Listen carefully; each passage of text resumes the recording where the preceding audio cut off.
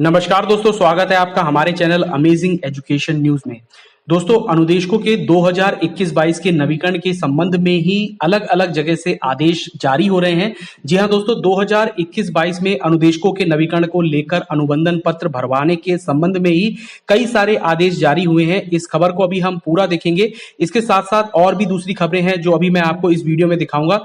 इसलिए आपसे एक छोटी सी रिक्वेस्ट करूंगा कि अगर आप हमारे चैनल पर नए हैं तो प्लीज चैनल को सब्सक्राइब करके बेल आइकन जरूर दबा लें और इस वीडियो को भी लाइक शेयर कर दें।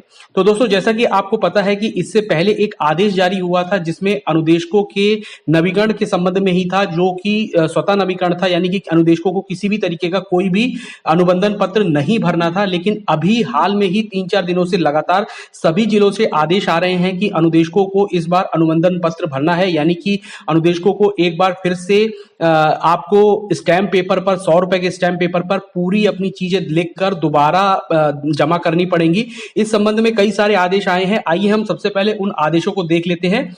आपके सामने आपकी स्क्रीन पे ही ये आदेश है। देखिए, ये आदेश जो है फतेहपुर का है और इसमें खंड शिक्षा अधिकारी समस्त विकास खंड जनपद फतेहपुर, और जो विषय दे रखा है वो अंशकालिक अनुदेशकों के सत्र 2021-22 हेतु अनुबंधन पत्र भरवाने के संबंध में उपयुक्त विषयांक राज्य परियोजना कार्यालय पत्रांक संख्या इतने दिनांक 27/5/2021 के क्रम में परिषदीय उच्च प्राथमिक विद्यालय में कार्यरत अंशकालिक अनुदेशकों की संस्तुति कार्यालय पत्रांक संख्या इतने दिनांक 27/5/2021 द्वारा चाही गई संस्तुति प्राप्त होने के उपरांत जिलाधिकारी महोदय द्वारा दिनांक 26/6/2021 को 305 अंशकालिक अनुदेशकों का अनुमोदन वर्तमान सत्र हेतु किया गया है।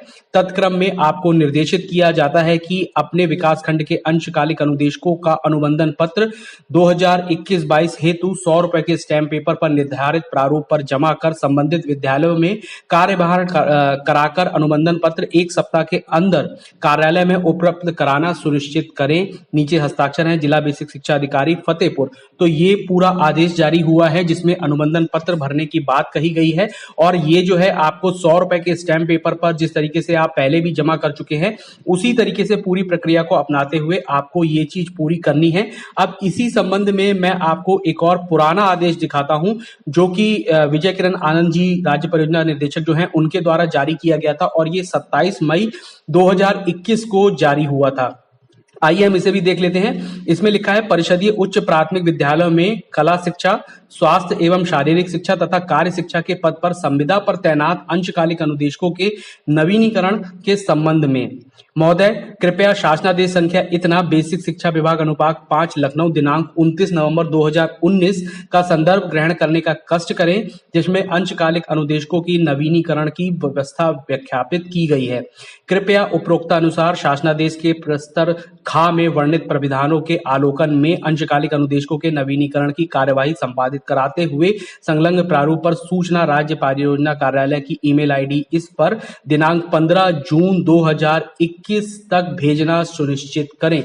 यानी कि ये पूरा जो था वो स्वतः नवीकरण के संबंध में था और उससे पहले जो है अभी जो मैंने आपको आदेश दिखाया उसमें अनुदेशकों को फिर से एक बार अनुबंधन पत्र भरकर जमा करने होंगे। यानी कि आपको फिर से वही पूरी प्रक्रिया अपनानी पड़ेगी। आपको एक 100 रुपए का स्टैम्प पेपर खरीदना होगा और 100 रुपए के स्टैम्प पेपर पे जिस तरीके से पहले आपने अपनी पूरी जानकारी उस पर लिखी थी और उसको लेकर आपने से अपने विद्यालय में पूरा कार्यभार ग्रहण कराते हुए उसको जारी किया था और उसको जमा करवाया था, उसी तरीके से वही प्रक्रिया अपनाते हुए आपको दोबारा एक बार अनुबंधन पत्र भरकर जमा करने होंगे। ये पूरी खबर जो मैंने अभी आपको दिखाई थी, ये आदेश जो था वो जिला बेसिक शिक्षा अधिकारी फतेहपुर जो है उनके द्वारा जारी किया गया था। और इसी तरीके के दूसरे आदेश जो है अलग अलग जिलों से जारी किए गए हैं। यानी कि ये प्रक्रिया जो है सिर्फ फतेहपुर में ही नहीं बल्कि बाकी के जितने जिले हैं उनमें भी ये प्रक्रिया जो है पूरी अनुबंधन पत्र भरवाने वाली जो है वो चल रही है। यानी कि आपको ये चीज करनी पड़ेगी और आपको इस चीज को भर के जमा करना होगा, तभी आपका नवीनीकरण की प्रक्रिया जो है वो पूरी होगी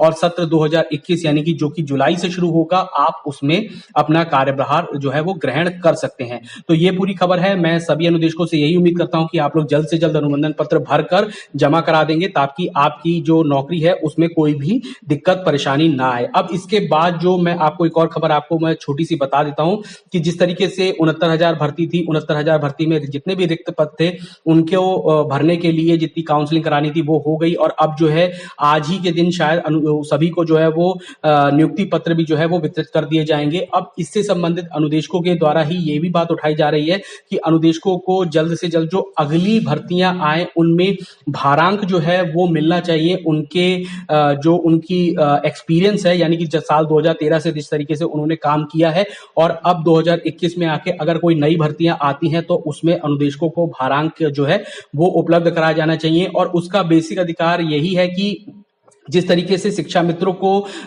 एक छूट दी गई थी, शिक्षा मित्रों को भारांक दिया गया था, उसी तरीके से अनुदेशकों ने भी जो है इस चीज की मांग की है कि आने वाली नई शिक्षक भर्ती में अनुदेशकों को भी जो है वो भारांक मिलना चाहिए और ये बिल्कुल सही बात है कि उनका जो वर्क एक्सपीरियंस है उसके आधार पर अनुदेशकों को आने वाली नई शिक्षक भर्ती में भारांक की सुविधा जो है वो दी जानी चाहिए। इसके सिवा मैं आपको एक और चीज बता देता हूं, अपडेट दे देता हूं कि आज सुबह जी जो है अनुदेशकों के द्वारा ट्विटर पर एक बार फिर से अभियान चलाया गया था कि अनुदेशकों को नियमित करो। इस हैशटैग को लेकर ही पूरी शुरुआत करी गई थी। इससे संबंधित अभी जो भी अपडेट रहेगी वो भी मैं आपको इस वीडियो में बता दूंगा और साथ ही साथ बहुत सारे अनुदेशकों के द्वारा लगातार सवाल किए जा रहे हैं कि सर जो पैप की मीटिंग है, पैप के मिनट्स हैं वो जारी हुए हैं या नहीं हुए हैं, तो मैं उससे संबंधित अपडेट भी अभी आपको कुछ समय बाद दूंगा, यानी कि थोड़ी देर बाद मैं आपको एक और वीडियो में उससे संबंधित जो भी पोस्ट निकल के आई है, जो भी अपडेट निकल के आई है, वो सारी चीजें मैं आपको उसमें बताऊंगा। और मैं ये भी आपको, लेकिन ये छोटी सी अपडेट मैं आपको बता देता हूं कि शायद अनुदेशकों का जो वेतनमान है वो बढ़कर गया है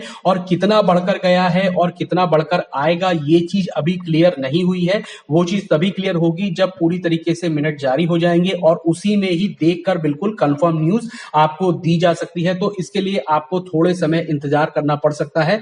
फिलहाल अभी की जो बड़ी खबरें थी वो यही थी कि अनुदेशकों के द्वारा लगातार नियमितीकरण की मांग तो उठी रही है, साथ में नई शिक्षक भर्ती जितनी भी आएंगी उसमें भारांक को लेकर भी प्रयास किए जा रहे हैं। इसके साथ साथ जो अनुबंधन पत्र और नवीनीकरण से संबंधित मैंने आपको पूरी न्यूज बताई कि आपको किस तरीके से अनुबंधन पत्र भरना होगा। 100 रुपए के स्टैम्प पेपर अपनी पूरी कार्रवाई लिखकर उसमें आपको अपने जमा करनी होगी, तभी आपका जो नवीनीकरण की प्रक्रिया है उसको पूरा किया जा सकता है।